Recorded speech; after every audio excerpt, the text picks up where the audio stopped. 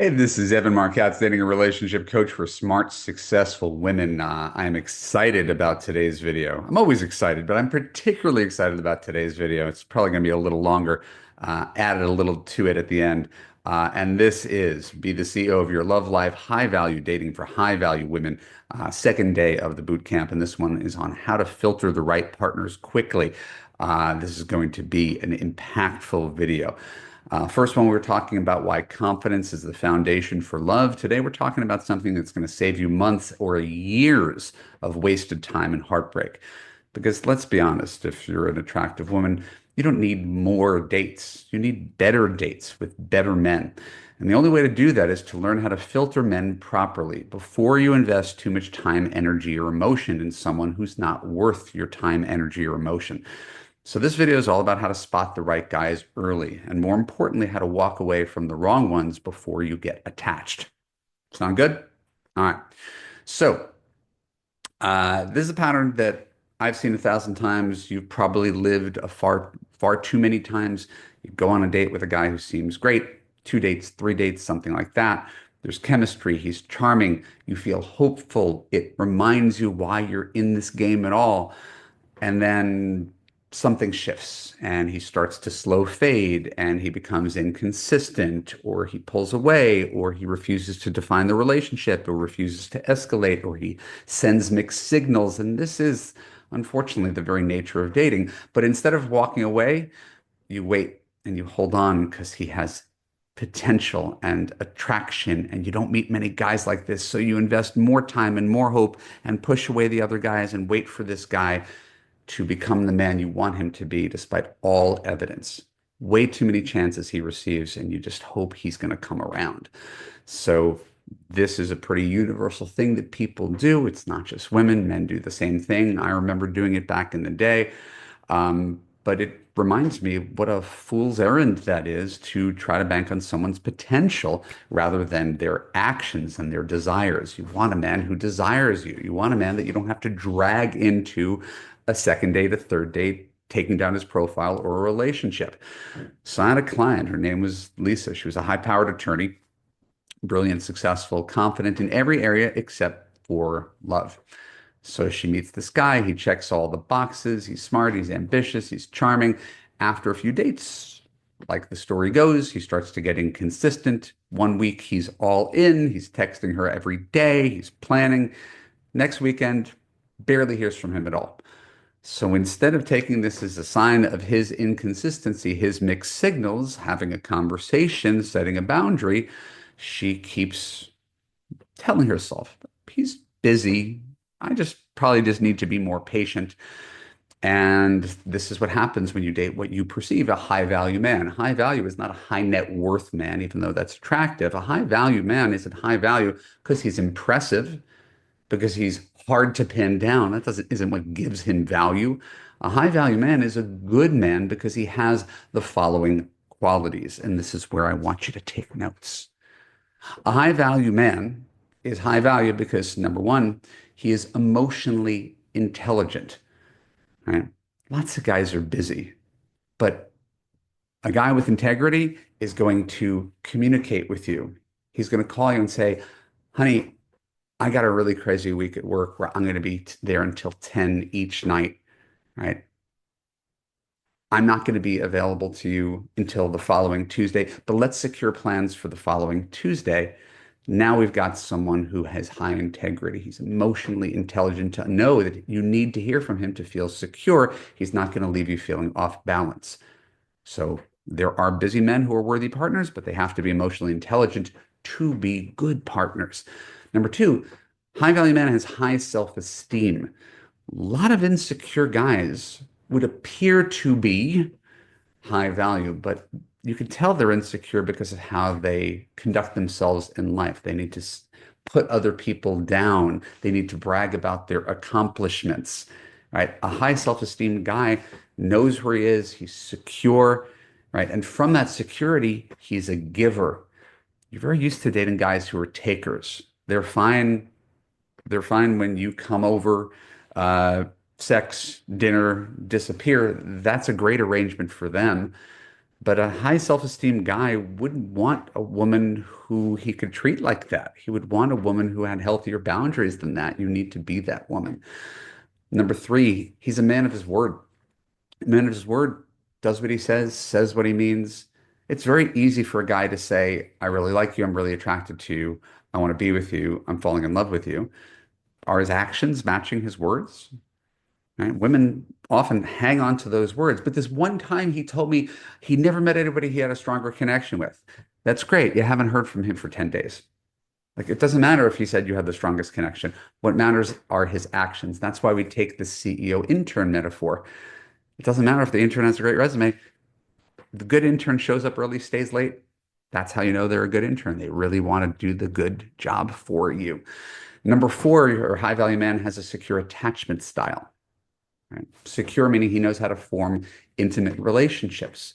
He doesn't pull away from relationships or undermine relationships like the avoidant guy does. And he's not the anxious attachment style where he needs to text you 42 times a day and says, is everything okay? Do you still like me? That is also exhausting in a different way. So a secure guy can be authentic, follow up. I mean, I use myself because it's the easiest thing. When I was dating my wife, I would just call her every day, right? It didn't make me needy. It made me interested, right? So a secure guy could show you, demonstrate how he feels, put all of it on the table, and you should be able to receive that and not run from a guy who's sincere in his interest to you. Number five, high value man doesn't exploit power dynamics, right? Texting always creates a power dynamic. I hate it for that reason. The person who has the power is the person who takes the longer time to text back, leaves the other person off balance. You don't want a relationship that's dependent on power dynamics. No one's keeping score, right? You can text him, he'll text you back. He can call you, you'll call him back. It's a much more authentic, fluid, nobody is wondering where they stand because our feelings are out on the table. So any guy who exploits a power dynamic, or you feel it like you're constantly on edge where you don't know where you stand, there's one thing in the first, few weeks of a relationship where you don't have a real relationship. But when you're in a relationship with a guy, there's no games, there's no BS. I talk to clients who are afraid of having conversations with their boyfriend. They're afraid of getting on the phone with their boyfriend. They feel like they have to conduct high-level diplomacy via text. That is nonsense. So the right guy has no trouble with these kind of conversations, and he will not exploit the fact that you are in love with him for his own personal gain. And then finally, a high value man is respectful, dependable, and consistent. Right? Respectful, dependable, consistent, which means he's predictable. This is a good thing. He does what he says what he means.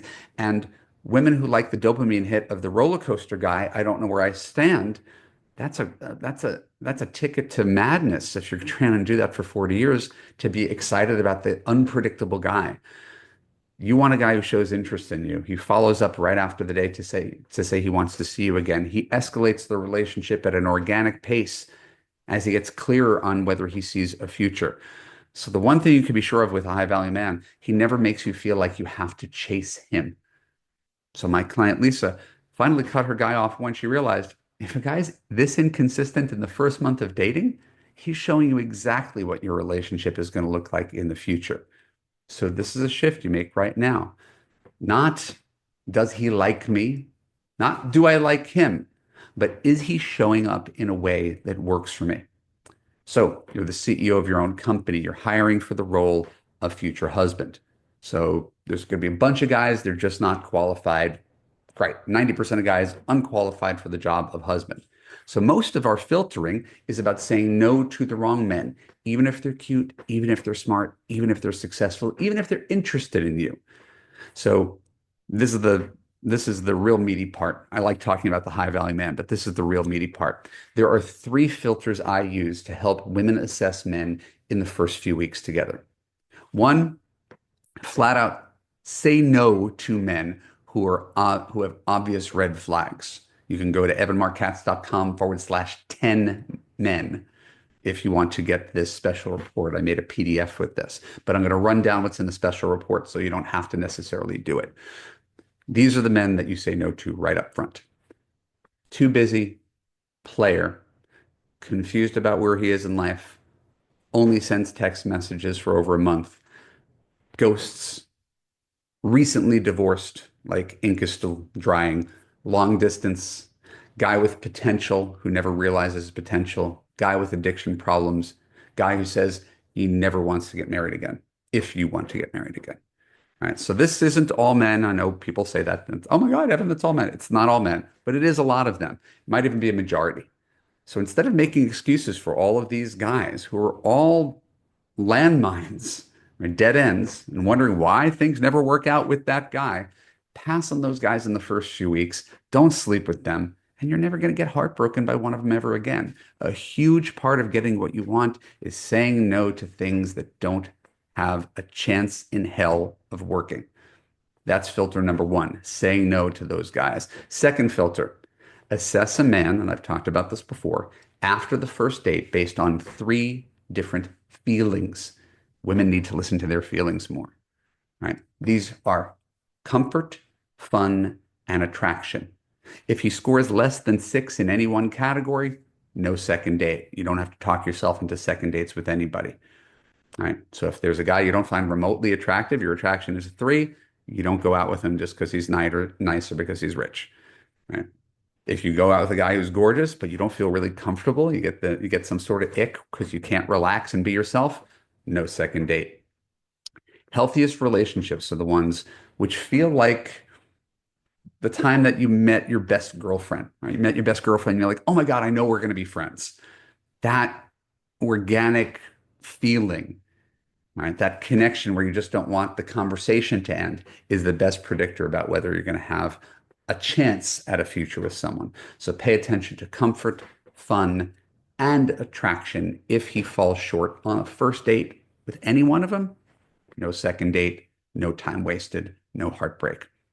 And then the third filter, right? And I've said the word, but I want to emphasize it again. Listen to your feelings. Does this feel easy or do you feel anxious? A high quality man may not know that he wants to be your boyfriend after the first date, but he generally follows through, escalates his efforts, and not only becomes a boyfriend sometime in the first 4 to 6 weeks, but also talks about a future, right? The guy who wants to get married talks about marriage. The guy who wants kids talks about kids, right? He has to have those things in place. If those things fall into place, it's going to feel a lot easier than if you're wondering, where do I stand? What should I ask him? Where is this going? Oh my God, that's maddening. So attraction is great. Common interests are great. Love is great. But if you don't want the same things in life, your relationship is doomed. If marriage, kids, or religion are deal breakers for you, stop wasting time on men who don't align. If he's vague about the future, right there is a red flag in and of itself. So, since we're treating your love life like a business, let's build your board of directors. Imagine you're building a panel of trusted advisors who are here to protect your best interests in love. This might include your best friend, who you know is always going to be truthful with you, your sibling who loves you unconditionally, a mentor, so maybe someone who's older and successful, who makes wise, level-headed choices. Your board of directors' job to help you make decisions when emotions cloud your judgment. So here's how this works. Really simple. Write down the names of 3 people that you trust to help you assess a guy objectively. Choose people that have successful relationships that you'd like to emulate and will be honest with you. The next time you feel unsure about a man, present his case to your board of directors, just these 3 people. And if they wouldn't approve the hire, why would you approve the hire? This method stops you from making emotional choices based on attraction or scarcity and forces you to see a guy for who he really is. I could tell you as a dating coach, I'm everybody's board of directors. That's literally my job. So you don't have to assemble this board of directors. You hire me. And if I have a client who has a boyfriend and everything's going swimmingly, she has no questions. I've got clients who've got boyfriends and they've got a million questions, usually a bad sign. So I can't emphasize how easy good relationships are. We're going to talk about that in the next video. But if you have so many questions about the guy that you're dating, it's probably a sign that something's wrong, even if you can't quite put your finger on it, and even if you don't have the courage to act on it. The good news is I won't let you, and your board won't let you avoid the hard truth. So tomorrow in our next video, we're going to talk about what happens when you finally find the right guy and how to build a relationship that lasts. Because choosing the right guy is just half the battle. The real magic is knowing how to create something that's healthy, stable, and joyful. So before we go today, drop a comment and tell me, who is the one person you trust the most to tell you the truth about your love life, who also has a love life that you admire? I will read your comments. I will comment on your comments. I will see you tomorrow for the next step in your journey to a love that's easy, fun, and the one that you've been waiting your whole life for. I'll talk to you soon.